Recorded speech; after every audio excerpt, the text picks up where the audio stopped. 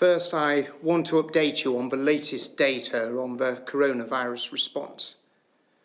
2,489,563 tests for coronavirus have now been carried out in the United Kingdom, including 136,486 tests carried out just yesterday.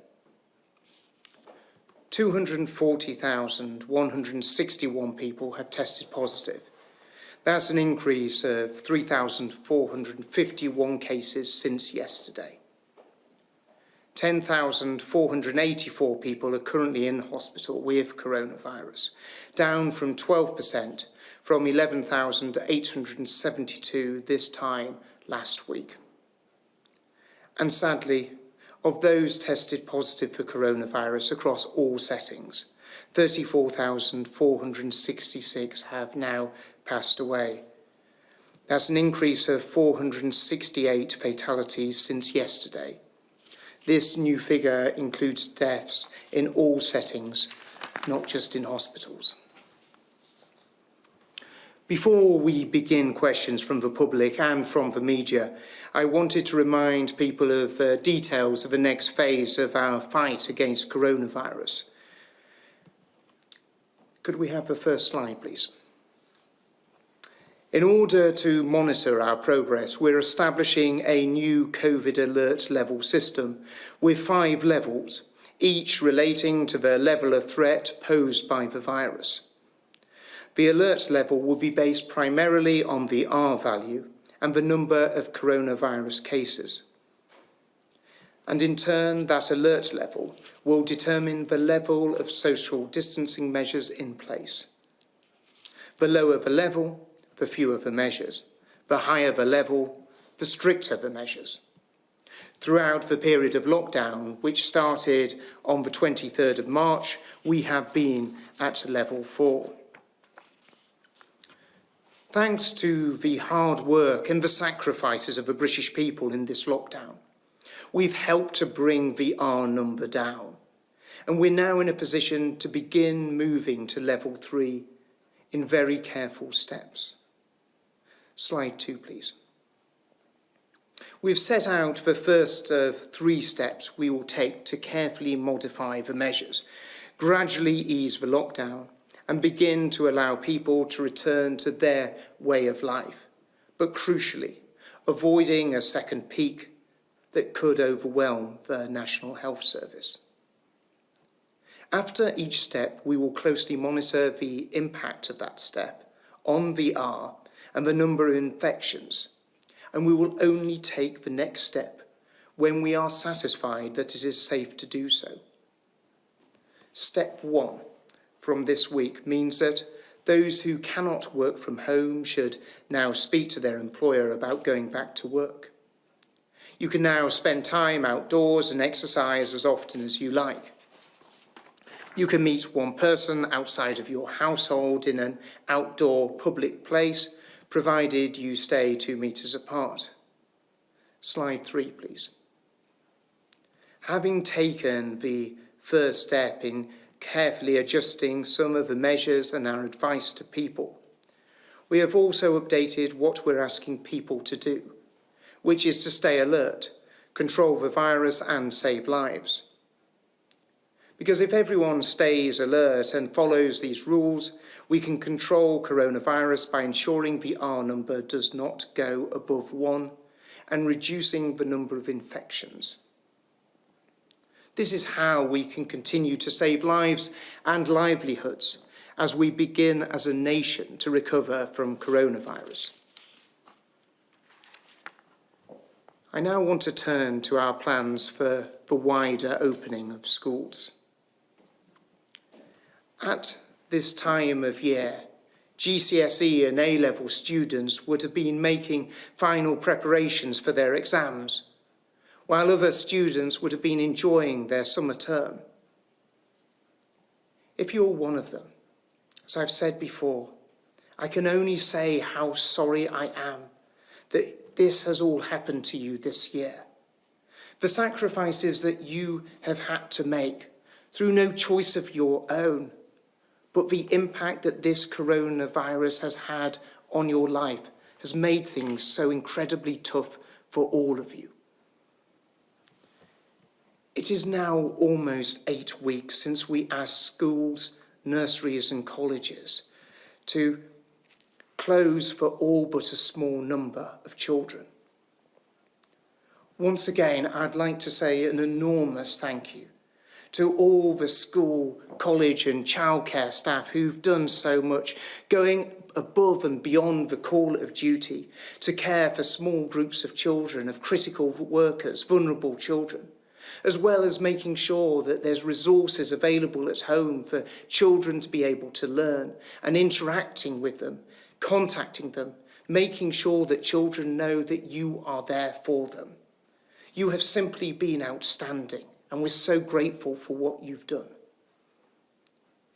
We have been quite clear all along that we would only start inviting more children back into schools when our 5 key tests have been met. That position has not changed, nor will it, and it is what is guiding all of our actions. But we do want to see children back in school because we know how much children grow and benefit from being in school. We can now start the planning for a very limited return to school for some pupils, potentially as early as next month. Let me explain how this will work, because I know that some people, including parents and teachers, are very anxious about this.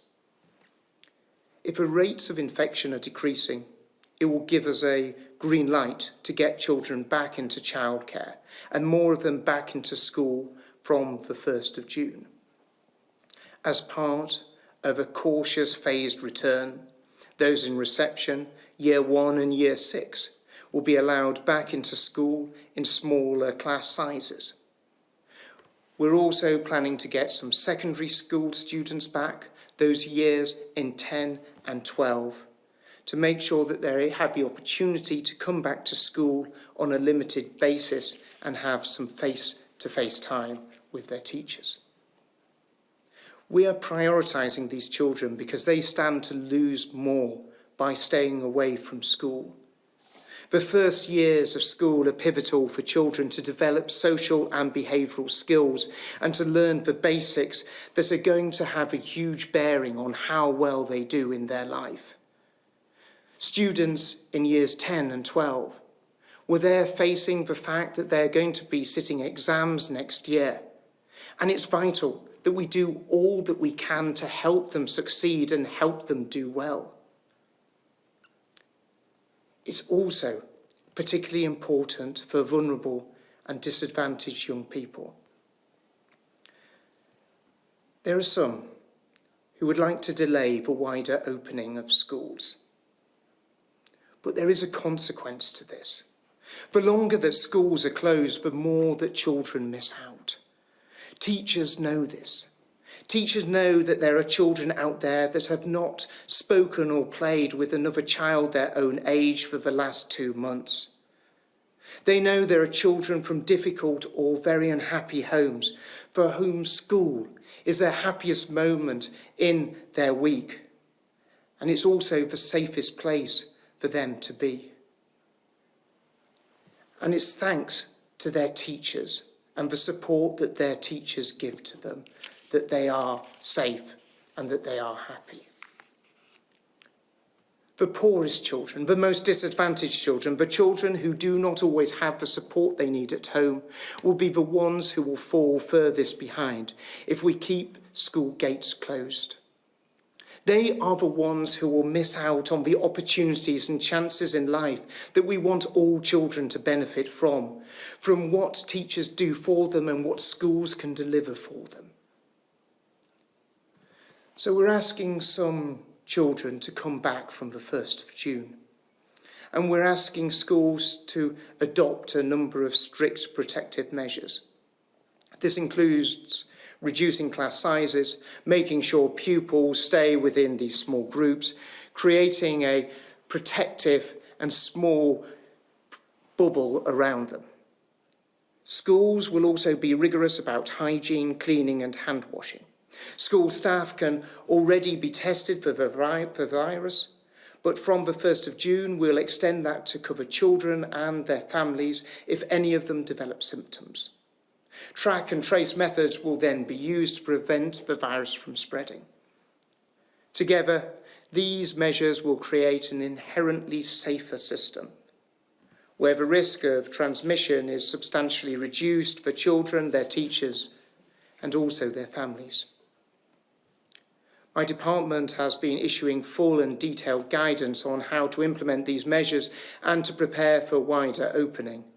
We have worked closely with the sector, listening to those who work in the classroom. We will also continue to do so to ensure schools have the support that they need. It goes without saying that we will be carefully monitoring the impact this first phase has, and will use this to guide us when we consider our next steps. This phased return is in line with what other European countries are doing to get their own schools, colleges and nurseries back. I know a lot of you will be worried about sending your children to school. Every one of us wants the very best for our children. And I know how stressful this time has been for all families right across the country. I want to reassure you that this approach is based on the best scientific advice, with children at the very heart of everything that we do. Education is one of the most important and precious gifts that we can give any child. So when we are advised that we can start to bring some children back to school, we should do so that they don't miss out on the enormous opportunities to learn, to be with their friends, to benefit from everything that their teachers and their schools can offer them. We owe it to the children in order to be able to do that.